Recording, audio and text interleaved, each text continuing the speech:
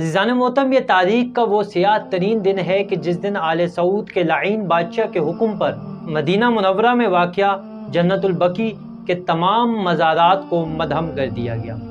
ان مزارات میں جگر گوشہ رسول صلی اللہ علیہ وآلہ وسلم، سیدہ فاطمہ زہرا سلام اللہ علیہا، امام حسن مجتبیٰ علیہ السلام، امام زین العابدین علیہ السلام، امام محمد باقر علیہ السلام، امام جعفر صادق علیہ السلام اور دیگر مقدسات کی بھی توہین کی گئی اور ان کے مزارات کو بھی مدھم کر دیا گیا۔ جنت البقیع کی یہ حالت آج بھی اس مدھم شکل میں موجود ہے، لیکن عزیزان محترم مسلمان بے خبر ہیں۔ عزیزان محترم، مسجد نبوی میں کم و بیش 2000 بلب لگے ہوئے ہیں جو جدید ترین ٹیکنالوجی سے مزین ہیں۔ اسی مسجد کی دیوار کے ساتھ جنت البقیع کا قبرستان بھی موجود ہے، جہاں رسول پاک صلی اللہ علیہ وآلہ وسلم کی لاڈلی اور پیاری بیٹی جناب فاطمہ زہرا سلام اللہ علیہا کے اولاد پاک کی قبریں بھی موجود ہیں۔ عزیزان محترم، یہاں جدید ترین بلب تو دور کی بات، یہاں ایک پرانی صدی کا چراغ تک روشن نہیں کیا جاتا اور نہ ہی کرنے دیا جاتا ہے۔ یہ تمام واقعہ 8 شوال 1344 ہجری بمطابق 20 اپریل 1926 ہجری کو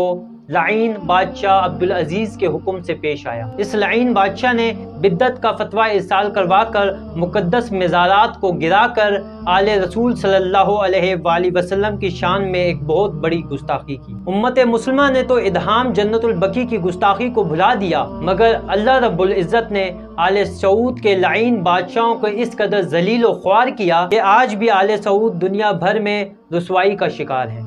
اور اس رسوائی کو چھپانے کے لیے آل یہود امریکہ اور اس کے اتحادیوں کا سہارا لیے بیٹھے ہیں۔ معتبر منابع کے مطابق سعود بن عبدالعزیز نے مدینہ منورہ پر قبضہ کر وہاں پر واقع بقیع قبرستان کو مسمار کر دیا۔ وہابیوں نے ایک دفعہ پھر 1344 ہجری کو مدینہ منورہ پر حملہ کیا اور اس حملے میں مسجد نبوی سمیت دیگر مذہبی مقامات کو نقصان پہنچایا، اور اس کے 7 مہینے بعد یعنی رمضان المبارک کی 1344 ہجری میں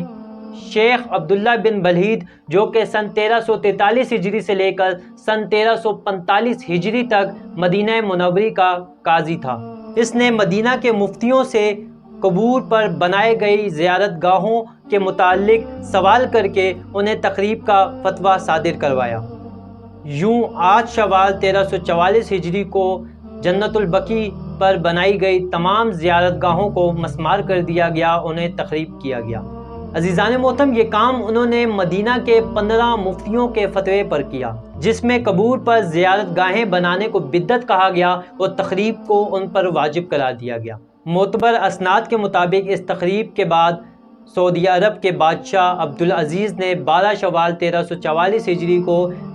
عبداللہ بن بلہید کے اس اقدام کو سراہا اور اس کو مبارکباد پیش کی۔ قبور مطہر کی تخریب کے علل اسباب وہابیوں کے گمراہ کن عقائد کی تالیف شدہ کتابوں میں بیان کیے گئے۔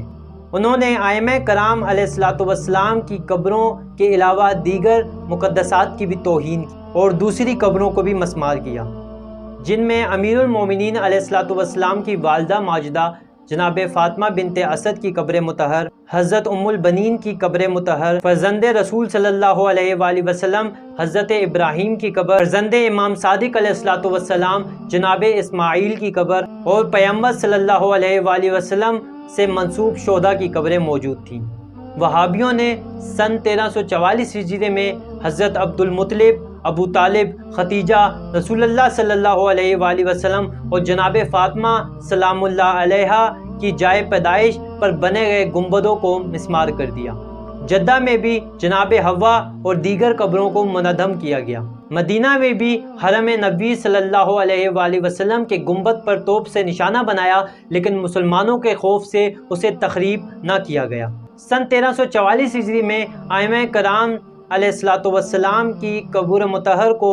منہدم کر کے تخریب کر کے وہاں سے قیمتی اشیاء کو لوٹ لیا گیا، اور عزیزان محترم، رسول خدا صلی اللہ علیہ وآلہ وسلم سے پیار کا دعویٰ کرنے والوں نے رسول صلی اللہ علیہ وآلہ وسلم کی والدہ اور والد کی قبروں کو اور ان کے گنبدوں کو بھی منہدم کر دیا۔ اسی سال عزیزان محترم کربلائے معلیٰ پر بھی حملہ کیا گیا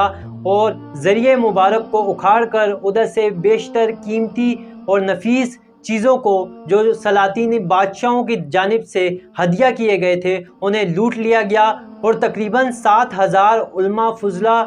اور سادات کو شہید کر دیا اور اس کے بعد نجف اشرف کا رخ کیا، لیکن اسے لوٹ نہ سکے اور وہاں سے شکست کھا کر واپس چل دی۔